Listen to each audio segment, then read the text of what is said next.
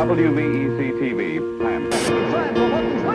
Here we go. This is Jeff Lawson, ABC News. From the 13 News Now Vault, we look back at September 1999 and Hurricane Floyd. On September 16th, Hurricane Floyd made landfall, bringing catastrophic flooding and significant damage across the eastern United States, particularly in North Carolina and here in Virginia. The flooding from Floyd was exacerbated by Hurricane Dennis. That briefly hit the Carolinas, saturating the ground before Hurricane Floyd arrived less than 2 weeks later.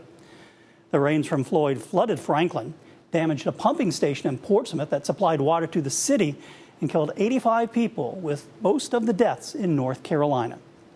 A few weeks later, our team here at 13 News Now did an hour-long special recapping the destruction. Here is our 1999 special, Floyd, Fury and Floods, with former anchor Barbara Ciara and former chief meteorologist Jeff Lawson.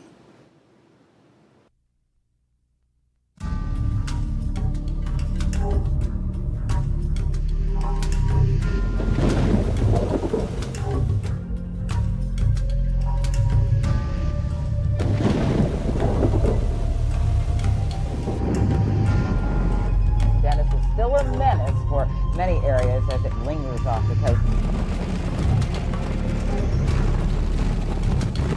The harsh reality of what the 120-mile-an-hour tornado spawned by Tropical Storm Dennis had done became all too apparent. A hurricane watch is issued for Hampton Roads. And now it's time to batten down the hatches and get ready for a very powerful storm. Floyd raises the roof. It was so frightening. I was sitting there with water up to my ear. I started praying to God. Obviously, heavy rain, we don't need that. As wet as the ground is, that could cause some flooding problems. Portsmouth, where flooding and power failures have shut down that city's water supply. 110,000 customers are affected.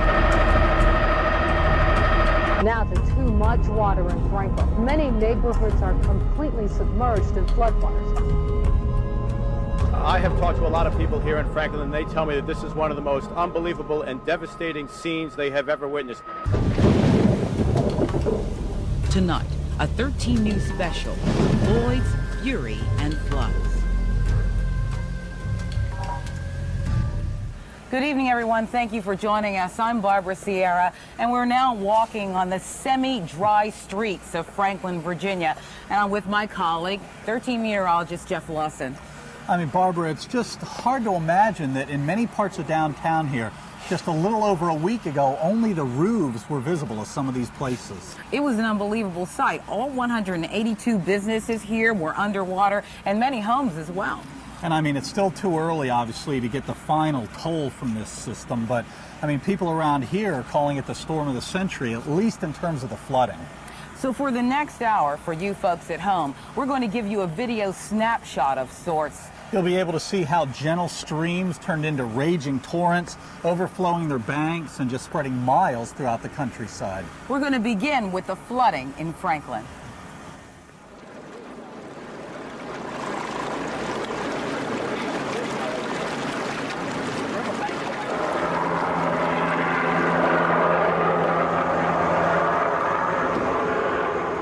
We have 181 businesses in the district. Right now, they're all underwater. There's a stop sign, which is about this high, so it's probably 4 to 5 feet right in there. You're on 4th Avenue at High Street, and what you're seeing down there is the water starts at Franklin Street and goes to Main Street, goes to Mechanic Street. Ma'am, back to the sidewalk. We're going to be setting out booms, and we're going to be doing drum retrieval. I can't even see my buildings down here. I don't know whether it's over top of them or not. I'm going to try to go get a look at them. The bottom level of the church is completely flooded, completely to the ceiling. We have an atrium on the other side, which is lower than this side. Yesterday, this time of day, I was standing underneath that Amico sign down there, and there was no water on the street. No water. Our best estimate right now is the river is still rising. Approximately 5 to 7 inches per hour. I don't know. There's a water line showing on the brick on the back of the church, maybe a couple foot or so up. Looks like a little darker line, or it could just be a brick line. I think it's just a brick line. I think it's a brick line.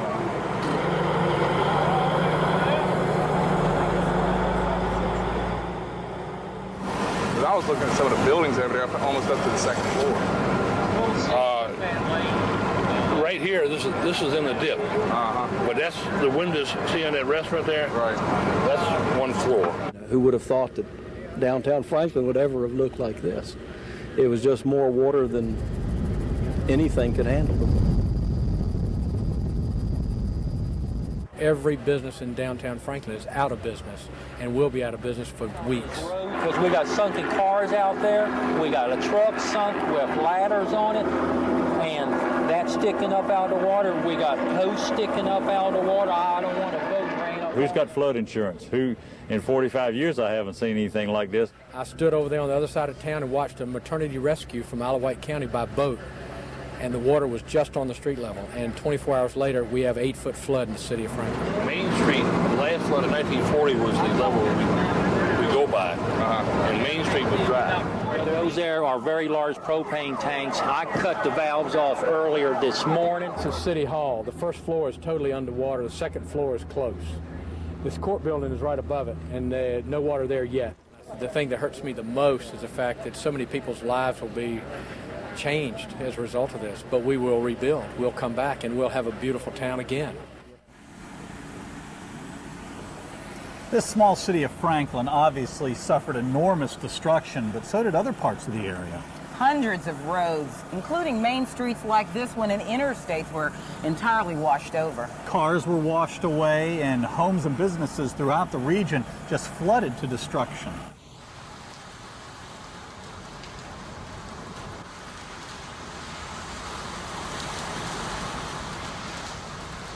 We know that we're up against a big situation. We're expecting a lot more rain, a lot more wind than we had with Bonnie, than we had with the nor'easters.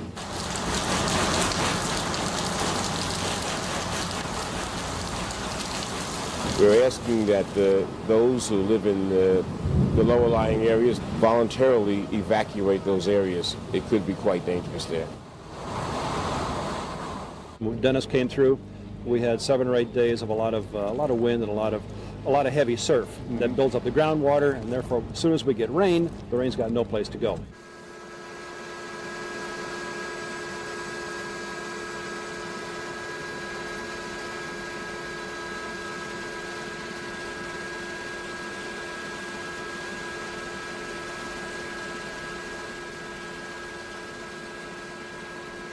We did not actually shut down the plant. Mother Nature did it for us. We had a storm surge that overtopped the retaining wall here at Lake Kilby and flooded our electrical room. We're going to have to wait for the storm surge runoff to come down so we can get the building pumped out. I've been here about 28 years and I've never seen anything like this. This is what I envisioned a 100-year storm looking like. We have never had an event that shut us down. This is it. From its creation, Hurricane Floyd was, in a word, powerful. We gave you a look at just some of the damage, but what exactly was it that hit us? My colleague, meteorologist Craig Moeller, explains.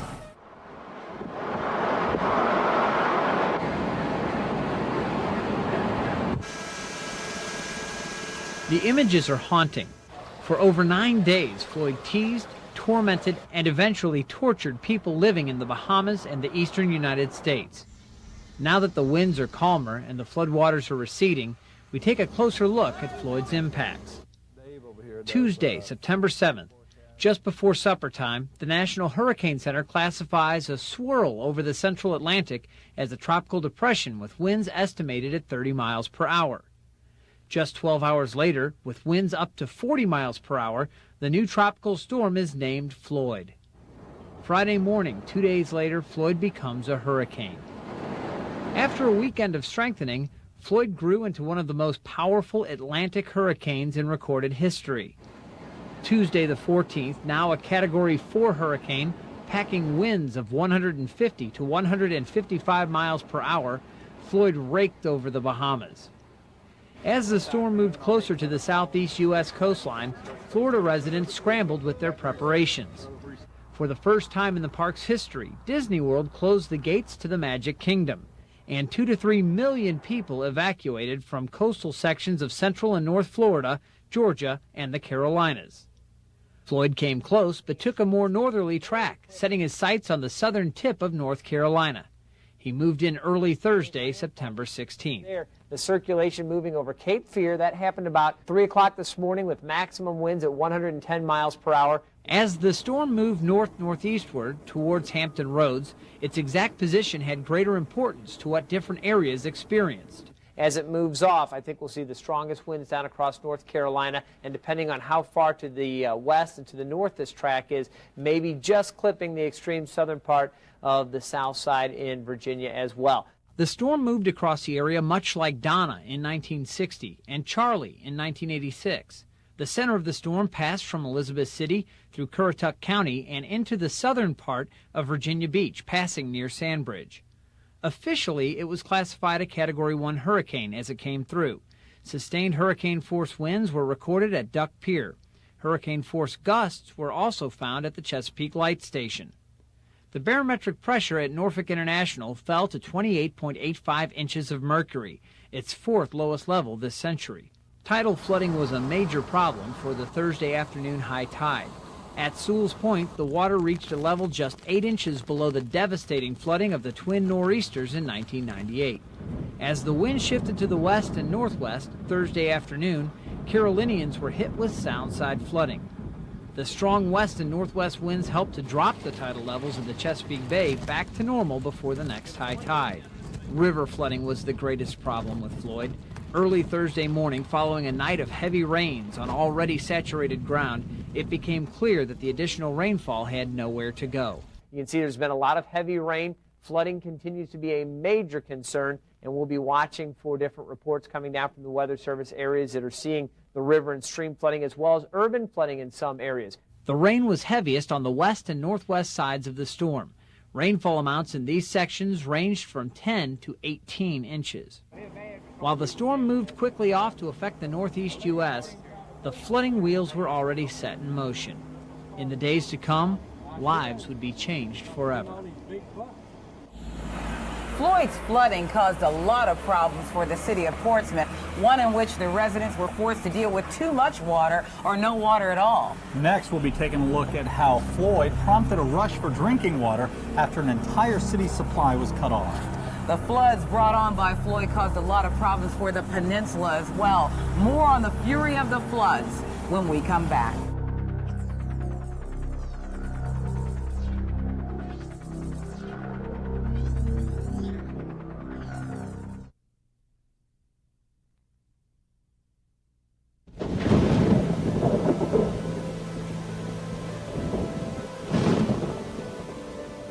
When hurricanes hit, you usually see TV crews in the Outer Banks of North Carolina and Virginia Beach. But the cameras were also pointed toward the peninsula when Floyd came along, and cities like Newport News experienced the floodwaters and fury of Floyd. One of the things that's unusual is normally in the areas where we normally expect to get floods in the low-lying areas and in some of the highest elevations in the community, this time we're getting flooding. This is the worst storm I've seen since I reached this area in 1955. Got him? I have never seen anything as bad. The whole bottom den of my house was flooded. My furniture was ruined, the rug was ruined. The National Guard helped me. In some of the highest elevations in the community, this time we're getting flooding. And that's in the Northampton section of the community, which is something unusual for us. It's kind of caught us a little off guard, and we had to improvise in terms of planning techniques, in terms of how to get these people evacuated and get them structures situated in various shelters. But it's working out okay. Not the best, not ideal, but it's okay. I know, right? It's one more left. Go to work. Flooded. You can't get through the streets or nothing. That's why we came here. Boring, playing Monopoly. That's it. Just a whole bunch of water standing everywhere at my house. And we left it a little bit after 11 last night and been here ever since. Keeping them busy, that's the main thing with my children. But other than that, I think we're doing real good. But, I mean, it's fun. We get to get out of school. Trying to keep dry as best as I can with my boots and these raincoat, but it's still kind of damp on the inside. I'm trying to shoot this water that way. I know, I don't think it's going to help a lot, but figured I'd try something. I'm used to floods, but I've never seen anything like this. We're going home. There's an access road somewhere. We're going to find a way to get home. We didn't think we were going to be looking at something like this. Last night, fire department was there. They had a boat. The water was coming up fast, and the power went out, and they just grabbed a few things. My husband's out on a Roosevelt battle group. He's coming home to nothing. Okay,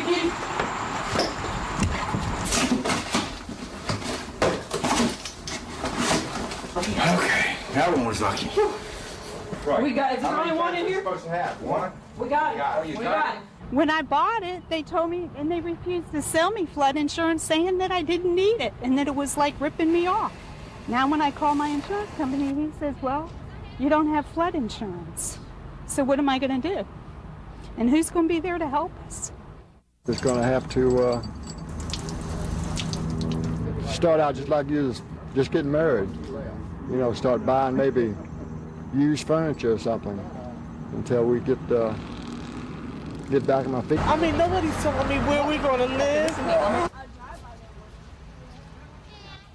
Natural disasters such as this often prompt a call for help from the military. And so the call came. And next we'll be showing you how the military's mission saved lives during Floyd's fury and floods.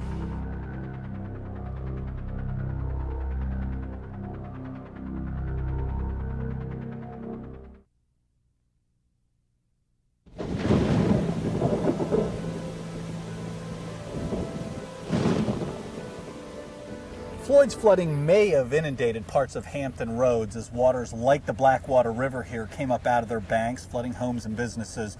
But in Portsmouth, for example, there was a major problem as residents there were just unprepared for what happened next. In fact, the entire city's water supply was cut off after power outages and flooding cut the supply from the plant in Suffolk. Yeah, it was a rude awakening when you realize what happens if you don't have fresh water. Well, we have electricity. We don't have any water. We have very little water at home. We need some drinking water and some bathing water, so it's not good at all. Our sons are potty training, so we definitely need water to brush teeth, to wash, to cook, everything. So it's definitely a terrible situation to be in. How's it like dealing with a baby with no water? Actually, he comes first. He gets everything, bathing, drinking water, whatever. So actually, I'm without. Attention. People have to adapt to their environment, you know what I'm saying? There is no water available at the site right now. Water will be coming to the city at approximately 5 o'clock this afternoon.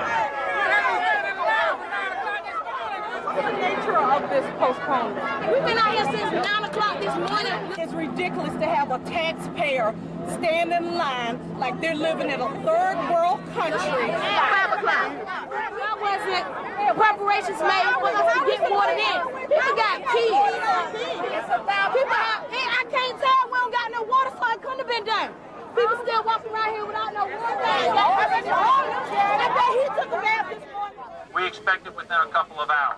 Now, it's a difficult situation, but, that's what happens when you have a hurricane. Nobody knew we were going to have a hurricane that was going to create this kind of problem 3 weeks ago. But meanwhile, we'll do everything we can humanly do to send the assistance to this community because we care about the people of Portsmouth.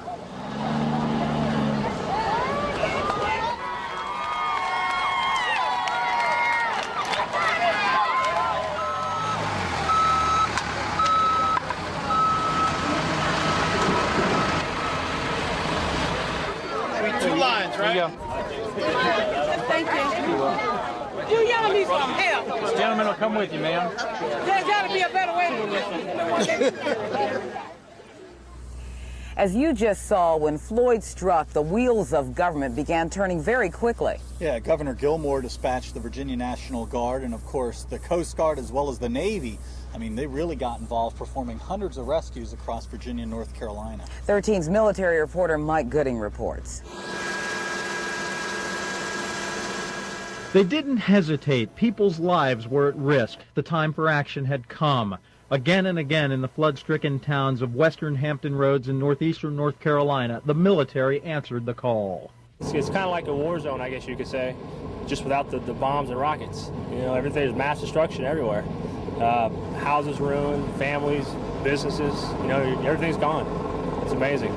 30,000 homes in North Carolina were flooded out. Farmers lost 95% of their crops. At least 39 people lost their lives. But the military was there to make sure the tragedy wasn't worse, the death toll higher. It makes you feel good when you can go out there and help as many people as we did. I don't think there's any other feeling like it. Those people they were really in trouble. A lot of people standing out on their porches waving if they had porches on top of the roofs. People were in trees. Everybody doing what they could to flag us down. And once you get down there and you see the plight of the people and the magnitude of the flooding, it makes you feel all that more viable and grateful to have the opportunity to do it, to save some folks. How are you all doing? Governor Jim Gilmore wasted no time in activating the Virginia National Guard from protecting more than 300 washed-out roads. What are you doing in real life? I'm retail manager. So now you've been called up to duty for the National Guard. That's right. How you feel about that? Hey, got to do what we got to do, and that's my job, and that's part of it. To joining their Navy and Coast Guard peers in trying to save lives, the Guard was there. In Southampton County, it wasn't a happy ending. A 9-year-old Maryland girl died when the Assamoustic Swamp near Cortland swelled to 12 feet, trapping her. National Guard troops did everything they could to try to save her. Literally, we had no moment to think. As soon as we hit the ground, I heard 5 pair of boots hit the ground. I jumped in the water, and we heard immediately 2 other splashes behind me. The whole process probably took 2 minutes to pull the young lady out of the water. We started administering CPR immediately. I have a little girl, so there was a child in the water. That was all I thought about. The destruction, it seemed, was everywhere. The scope of the tragedy incalculable. I've never seen it like this. What do you think about what you see out there? I don't like it. It's a mess. So, around the clock, the armed forces did their part. It's nice to be able to have a part in something, knowing that we're actually helping the citizens of the country this time out. We're used to being overseas doing forward deployed work, but to help out the average citizen here in the States, that means quite a bit. It's just apocalyptic. As you fly around and see the devastation, it just makes you feel horrible, and any little bit that we can do to help is what we're here for. Does it make you feel good about being in the Navy? Oh, absolutely. This kind of stuff makes it all worth, for me, 15 years. Sure. Anytime we can help someone, it makes it all worth it.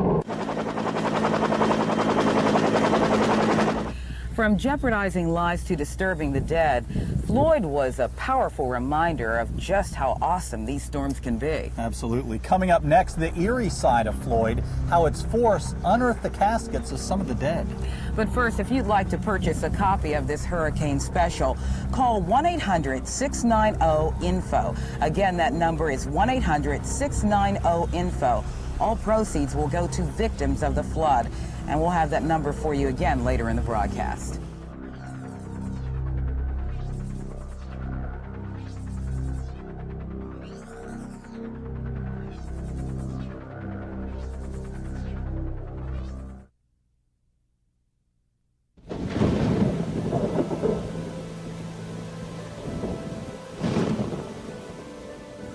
Many people living away from coastal areas thought they were safe in their inland shelters, but Floyd caught many of them by surprise.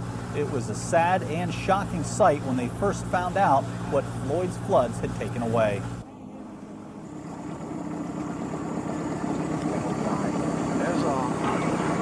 There's Johnny's boat shelter over there. Yeah. With a pontoon boat up underneath of it. That's my father-in-law's home right here. I was out here Wednesday morning and it hadn't even started in the bottom basement yet. That's how fast it came up. There's nothing we can do but stand here and look at the water. never believe it unless, even just standing here and looking, you would not believe it till you can actually open the door of a house and see everything you own floating. I think when everybody gets back in their houses, that's when it's going to really hit everybody, when they see what their loss is.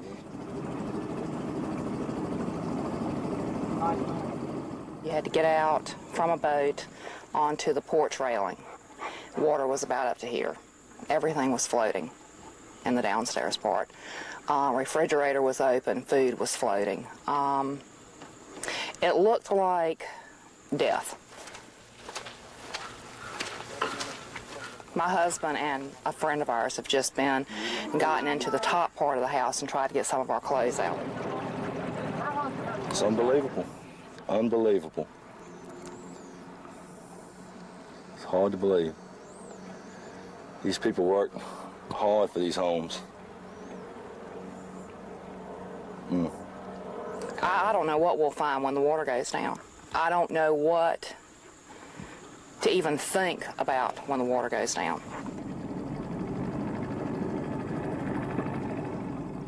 Everybody down here has helped everybody tremendously. That's the only way you get through it.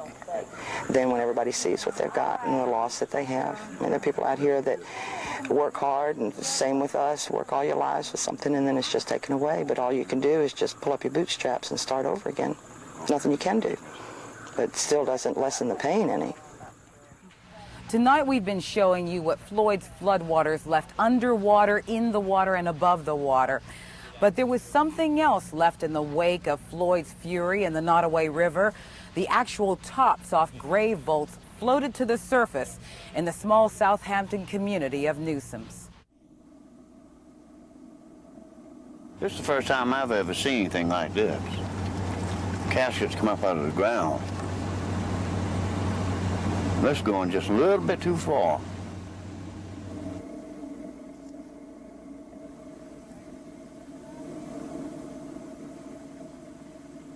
We don't expect this kind of thing because the flood, the way it has been, I understand that there are other cemeteries that have gone through similar circumstances, and we're doing the best we can as quickly as we can to notify these families and have them, the loved ones, put back to rest. It's a shame, but can't fight Mother Nature.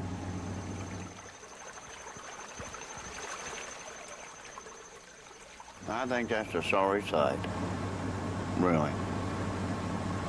He could have gone someplace else and stayed away from this place here. Let the dead rest.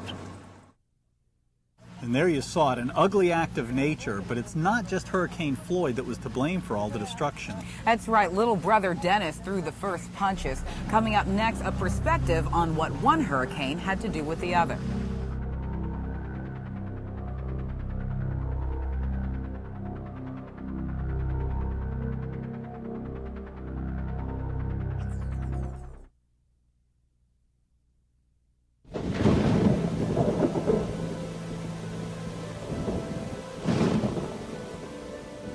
Welcome back to this 13 News special report on Floyd's fury and floods. So far, the damage we've been showing you for the most part tonight has been from Floyd, but Floyd didn't act alone. That's right, a co-conspirator named Dennis, storm systems, and even tornadoes that followed rolled out the welcome mat from the Outer Banks to Hampton.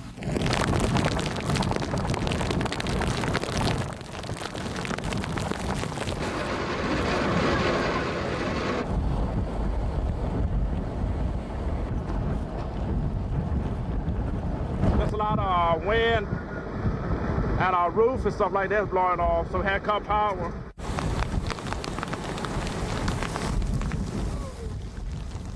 We're staying. We're just going down the road to another motel. Ain't no way we're leaving now. It's high tide now, so it's really coming over. I haven't been down here when it's been quite like this.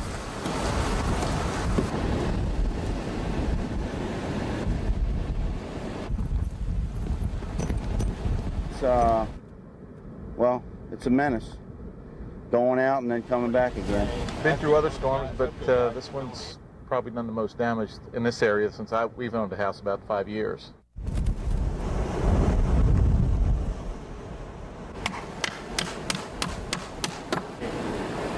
Went about About 1:30 this morning, it started cracking. I thought it would hang in here a little while longer. I really did. I was surprised it went.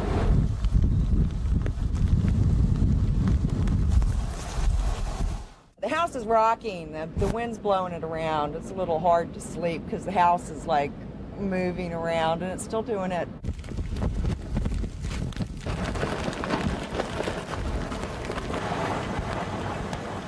We weren't expecting the wind to come in quite as heavy, quite as fast. Yeah, we didn't expect it. I mean, it was nice and calm and big and glassy yesterday, and now we come out today and it's out of control.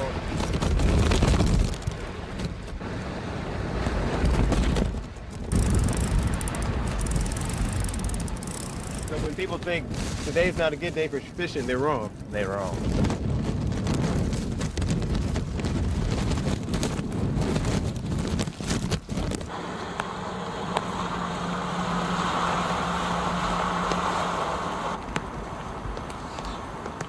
It's pretty windy.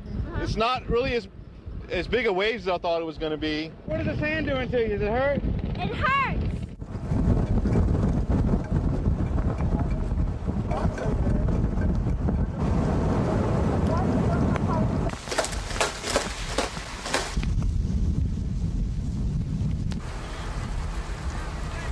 A lot of your things wet? Yeah, but we're alive, so that's all that matters, isn't it, in the end? Our building, we're in 7, and they told us it would be 2 weeks before we could, probably be 2 weeks before we could move back in.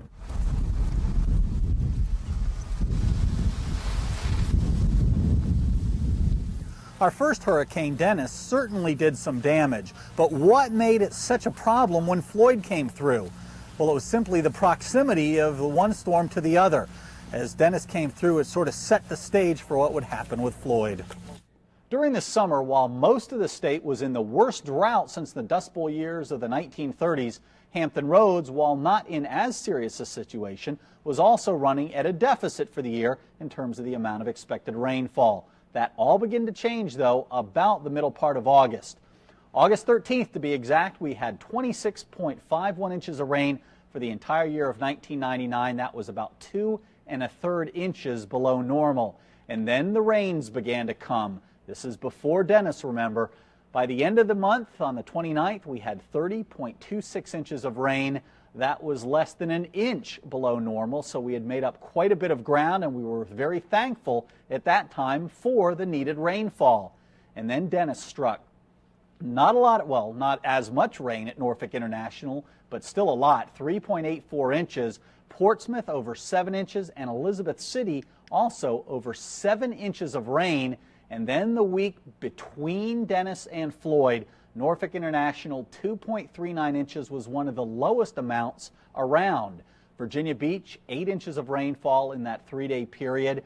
Parts of the peninsula around Hampton and Newport News also had between 6 and 8 inches of rain. So it was all that tremendous rainfall that had occurred in the previous month that had saturated the ground and set the stage for the extreme rains and the extreme flooding that we saw from Floyd. Well, that gives you some perspective on why Floyd was so devastating. You simply can't fight the laws of Mother Nature. But once the damage is done, how does the community start piecing it back together? Coming up, we'll show you exactly what it takes to put it all back together again. And we'll have a walking tour of downtown Franklin with the mayor and hear about his vision for revitalizing the downtown.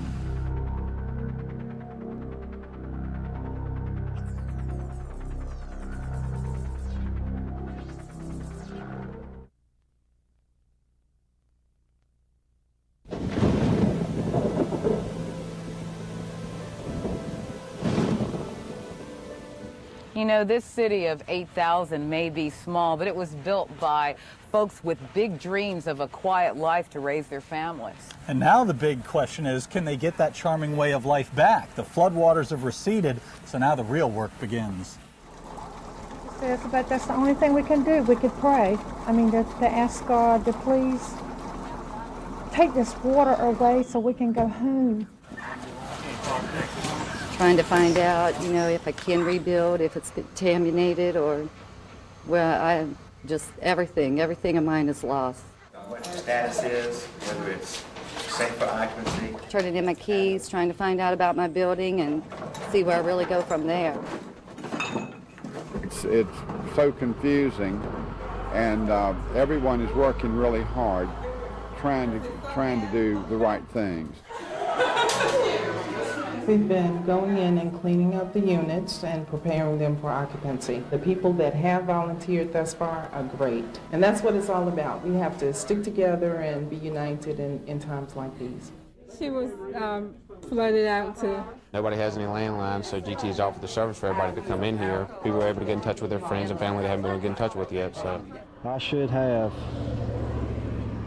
9, 10, 11, and 12 when the water came in. Everything shut down and we lost everything. The cable that I'm working on here is color-coded, and so I'm having to put a tone on each individual pair back to him. And he can determine which pair is which. We get Big Brother up there started up, get particle board started up. We'll get the community back up for. I'm pretty sure it will hurt long term, but I mean, we take it one day at a time, see what we can do. That's about the best we can do. So people that have lost their lives, they've lost their homes, they've lost everything. And I mean, we've lost a business, but at least we're still here and we're okay and we can go on. So a lot of people will never get over this. From the first moment Floyd floodwaters came to the first repair, Franklin leaders trudged through the water and grime to help answer questions from business owners and citizens. Mayor Jim Council gave 13 News a tour of the town's now semi-dry streets. We're now looking down toward 2nd Avenue toward International Paper. And this was the first block that we went and let in yesterday to begin cleanup. And they did so well that we opened up the entire city to clean up today. Most of the devastation has already been hauled off by VDOT. But you said there was a tremendous amount of trash. Because everybody threw away everything. Yeah, piles and mounds of trash. Very typical to this, but even more so. This street is going up North Main Street, and these are what the merchants threw out this morning when we let them in. And that's just the morning's work. That's right just there. the morning's work. But those are those businesses. They've pretty much thrown away everything because nothing was worth saving. And if we go back up the hill, we're looking up to the highest part of town, and that's where the phone company is putting in a temporary switching service and rebuilding their plant. We're still without phone service, but hope for that will be restored by the end of the week. You have just phone service in spots? No, all over the city. We just started getting dial tone yesterday in one section of town. But then, and this is south of town, and they've already done some cleaning up this way because they had all day yesterday when they got started. It's hard to recover from losing income over that period of time. It really is going to be. That means people have to be very dedicated to rebuilding. Well, dedicated to rebuilding, and I just hope and pray that the citizens of the area will be very will patronize each of the businesses even more so than before. All the businesses, but most particularly the ones who've suffered the most down here. But I tell you, the devastation hasn't brought me tears. What brought me tears is when you see children, kids groups show up to help. Yeah. You see Red Cross, you see the Salvation Army. Yeah. You see all these people that care so much about people like us who come from wherever, and we didn't even know they were coming. That's what makes me cry. The train depot is like one of the oldest. Yeah. Landmark. It's been here for a long, long time. In fact, the trains played a major part in the establishment of Franklin because this was where the railroad and the river came together. And it was at Barrett's Landing, which is right down at the end, which is what was where Franklin started. These are the hard things, the rebuilding and all that, the cleaning out. And the volunteers, have they gone away or are they No, still here? well, there's some volunteers, but we could have used some volunteers today, but we moved this process up so quickly that we probably didn't get the word out very well. But we could have used some help today, and there's still businesses left that can use some volunteer help. Well, you know, there might be a few of your friends watching this. Well, we hope. Talk to me about this old train station. I mean, you said that was the heart and soul of the original Franklin. Yeah, this is the site of our train station, which is where the commerce started in Franklin, when the railroad and the river met. And there was an awful lot of transportation back and forth. This is how people got their goods and services to Norfolk or west to Raleigh. A lot of damage to this? Yes, a lot of underpinning damage there, and we're afraid there's been some damage to this old building. We certainly want to reconstruct it and to bring it back if we can. You know, I wonder how people are going to view this 100 years from now, you know. 100 years from what people normally think of as the 100-year flood. Well, we hope that it'll be something that they will behold and say, can you remember when? And I think that that's going to be more beautiful than ever. It's a really nice opportunity under tragic circumstances to do some real facelifting and to add some additional value to our town. I'm going to keep this snapshot in my mind and save it for 1 year from today. Please. From Franklin to the Eastern Shore, hundreds of helping hands surfaced from the floodwaters to help the victims of Floyd. And next, we'll show you exactly how area residents helped out everybody who lost their homes and belongings.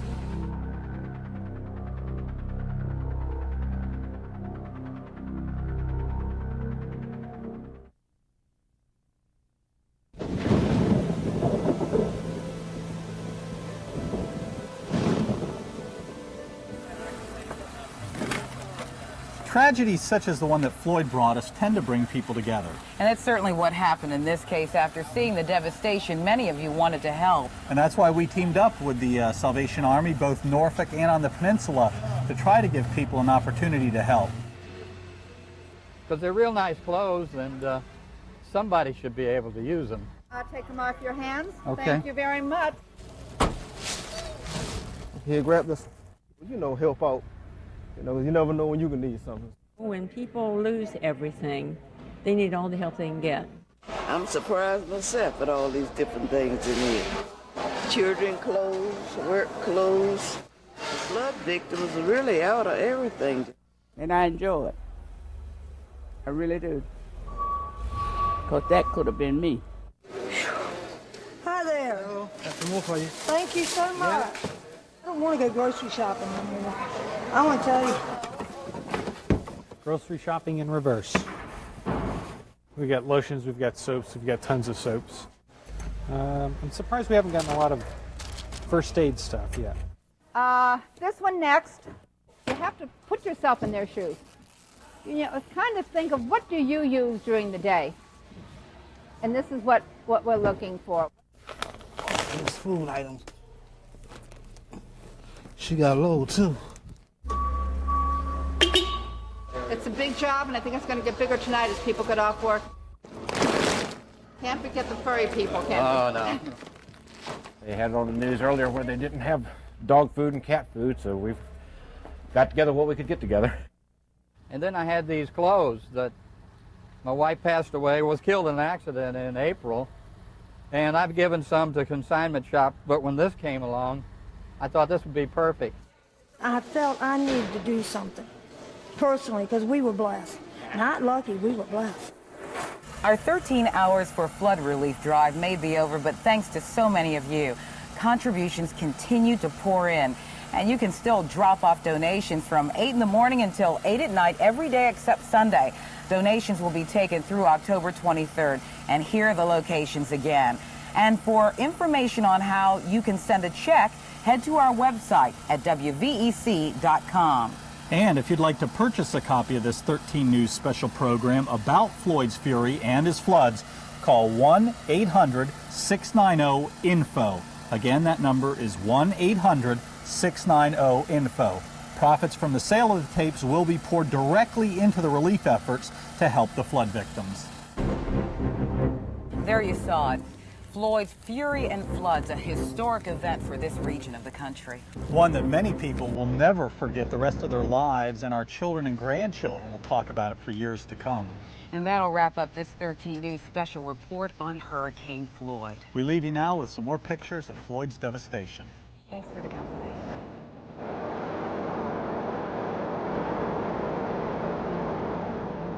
Oh, the storm is long gone, but the history book is still being written on this one, Hurricane Floyd.